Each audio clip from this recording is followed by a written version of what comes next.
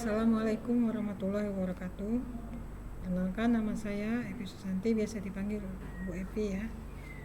Sekarang kita lanjutkan pelajaran kita di bab 2 tentang pengembangan pendapat dalam eksposisi.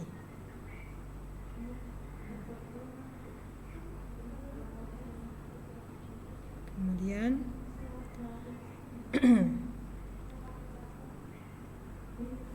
pernahkah kamu mendengarkan seseorang sedang mengungkapkan pandangan atau pendapat tentang sesuatu?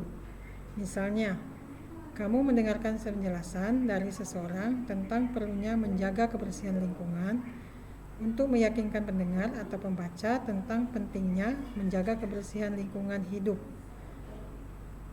Pembicara atau penulis perlu menggunakan argumen. Jenis teks yang digunakan untuk menyampaikan pendapat ini adalah teks eksposisi. Nah, pada pembelajaran kali ini kamu akan belajar 1. Menginterpretasi makna dalam eksposisi. Yang kedua, mengembangkan isi eksposisi. 3. Menganalisis struktur dan kebahasan eksposisi. Yang keempat, menyusun teks eksposisi dengan memperhatikan isi, struktur, dan kebahasaannya. Menginterpretasi makna dalam eksposisi adalah eksposisi biasa digunakan seseorang untuk menyajikan gagasan. Gagasan tersebut dikaji oleh penulis atau pembicara berdasarkan sudut pandang tertentu. Untuk menguatkan gagasan yang disampaikan penulis atau pembaca harus menyertakan alasan-alasan yang logis, dengan kata lain yang bertanggung jawab untuk membuktikan, mengevaluasi, mengklarifikasi dan permasalahan tersebut.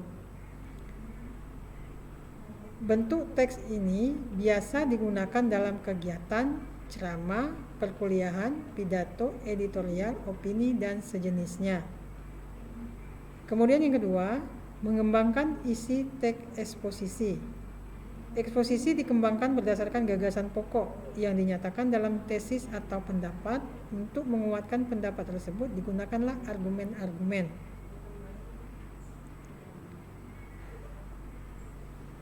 Yang ketiga, menelaah struktur dan kebahasan teks eksposisi. Teks eksposisi adalah teks yang dibangun oleh pendapat atau opini. Sejalan dengan isi teks eksposisi, struktur teks eksposisi meliputi tesis atau pernyataan pendapat, argumen, dan penegasan ulang. Jadi di dalam teks eksposisi itu memiliki 3 struktur ya. Yang pertama adalah tesis atau pendapat, yang kedua adalah argumen, dan yang paling akhir adalah penegasan ulang. Di dalam menulis teks eksposisi, yang pertama kita harus menulis tesis. Tesis di dalam eksposisi itu adalah pembuka, kalimat pembuka di dalam eksposisi. Di bagian tesis ini adalah bagian pembuka. Dalam bagian eksposisi ini berisi bagian tentang pendapat secara umum eksposisi yang disampaikan penulis terhadap permasalahan yang akan disampaikan. Ibu ulangi lagi. Dalam penulis teks eksposisi itu ada 3 struktur. Yang pertama adalah tesis atau pembuka. Di dalam bagian tesis ini berisi tentang pendapat umum. Pendapat umum yang akan disampaikan oleh penulis yang terhadap permasalahan yang akan disampaikan. Itu bagian pertama. Bagian kedua adalah argumentasi. Argumentasi ini adalah unsur penjelas atau isi pokok di dalam teks eksposisi. Argumentasi merupakan unsur penjelas untuk mendukung tesis yang disampaikan. Argumen dapat berupa alasan logis, berupa data hasil temuan, fakta-fakta, bahkan pernyataan para ahli itu sendiri. Kemudian yang ketiga, bagian akhir adalah penegasan ulang. Di bagian penegasan ulang ini yaitu bagian yang bertujuan menegaskan pendapat awal serta menambahkan rekomendasi atau saran terhadap permasalahan yang diangkat. Nah, itu adalah bagian-bagian dari struktur teks eksposisi. Ibu ulangi lagi, yang pertama adalah tesis, yang kedua adalah argumentasi, yang terakhir adalah penegasan ulang. Kemudian di bagian keempat, membandingkan kebahasaan dua teks eksposisi. Membandingkan dua teks eksposisi ini, dalam teks eksposisi banyak digunakan istilah yang sesuai dengan bidang permasalahannya. Yang di sini, yang dibahas penggunaan istilah tersebut membantu penulis atau pembicara memperkuat gagasan yang disampaikan. Artinya, penulis boleh menggunakan istilah-istilah asing yang berhubungan dengan permasalahan yang diangkat. Istilah-istilah yang digunakan oleh penulis di dalam teks eksposisi itu adalah untuk memperkuat gagasan yang disampaikan oleh penulis itu sendiri. Nah, itu adalah unsur-unsur penting di dalam penulisan teks eksposisi. Nah, di sini teks eksposisi juga bisa disampaikan itu dalam bentuk, misalnya dalam bentuk ceramah, ya, contohnya, kemudian dalam bentuk pidato, ya. Kemudian dalam bentuk evaluasi, kemudian dalam bentuk pendapat, kemudian dan masih banyak lagi contoh-contoh yang lain yang bisa kalian kembangkan dalam bentuk teks eksposisi. Dan jangan lupa teks eksposisi masih sama halnya dengan teks-teks yang lain atau naskah-naskah lain seperti argumentasi, deskripsi, narasi, persuasif. Demikian juga dengan eksposisi. Semuanya itu berbentuk naskah atau teks. Yang membedakan adalah alur cerita masing-masing naskah.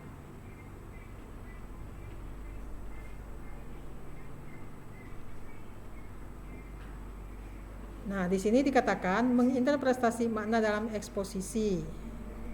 Ya. Kemudian Ibu ulangi lagi, bentuk teks ini bisa digunakan dalam kegiatan-kegiatan, misalnya dalam kegiatan perkuliahan, pidato, opini, editorial, dan ceramah. Nah, di dalam beberapa kegiatan tersebut bisa kalian gunakan atau kalian tulis dalam bentuk teks eksposisi. Nah, teks eksposisi ini juga dikembangkan berdasarkan gagasan pokok. Gagasan pokok itu adalah landasan pemikiran di dalam kita mengembangkan suatu naskah atau teks. Gagasan pokok itu bisa secara keseluruhan atau per paragraf. Nah, di sini dikatakan eksposisi dikembangkan berdasarkan gagasan pokok yang dinyatakan dalam tesis atau pendapat. Artinya, di dalam teks eksposisi gagasan pokoknya itu diambil secara keseluruhan, bukan per paragraf.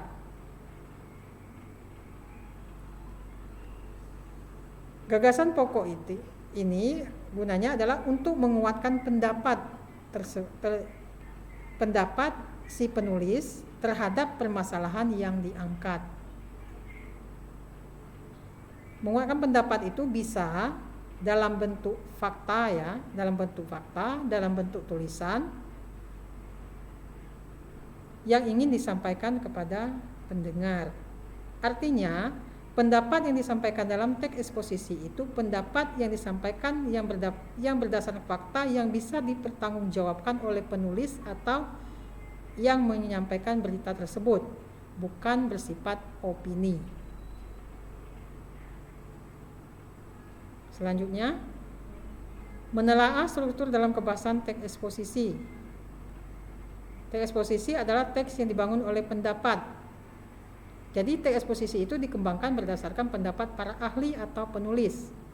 Dengan catatan, pendapat mereka itu dapat dipertanggungjawabkan kebenarannya. Ibu ulangi lagi. Nah, di dalam teks eksposisi itu ada beberapa struktur. Yang pertama, Ibu ulangi lagi, tesis itu ada di bagian pertama atau awal kita menulis. Di bagian tesis ini berisi di bagian ini berisi tentang pendapat secara umum atau secara menyeluruh. Kemudian ada argumentasi, merupakan unsur penjelas atau unsur inti di dalam teks eksposisi. Nah, di bagian argumentasi ini juga lah terdapat beberapa pendapat, tetapi berupa alasan yang logis. Logis itu artinya yang bisa diterima ya, yang bisa diterima oleh akal.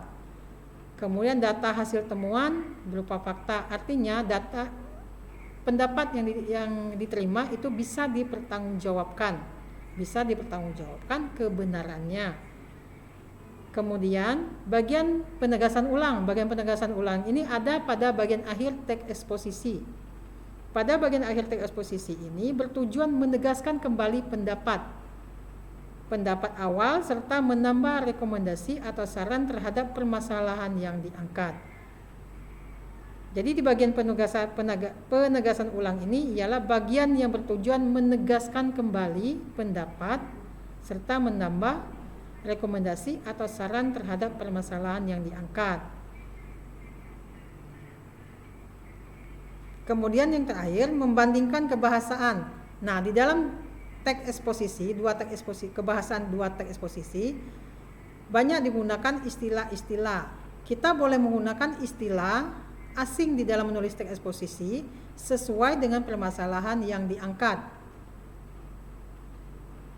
asalkan istilah-istilah tersebut tidak keluar dari materi atau masalah yang sedang dibicarakan atau yang sedang disampaikan. Istilah yang mudah dimengerti dan dipahami oleh orang lain. Dan jangan lupa, di dalam setiap penulisan teks atau naskah, kita harus sesuai dengan kaidah-kaidah bahasa Indonesia yang ada di dalam Kamus Besar Indonesia. Kamus Besar Bahasa Indonesia. Di mana di dalam Kamus Besar Bahasa Indonesia itu kita menggunakan bahasa Indonesia yang baik dan benar. Bahasa Indonesia yang mudah dipahami, bahasa Indonesia yang mudah dimengerti, dan tidak menggunakan bahasa yang tidak dipahami oleh orang lain. Ya, Ibu rasa cukup sekian dulu penjelasan tentang teks eksposisi. Wassalamualaikum warahmatullahi wabarakatuh.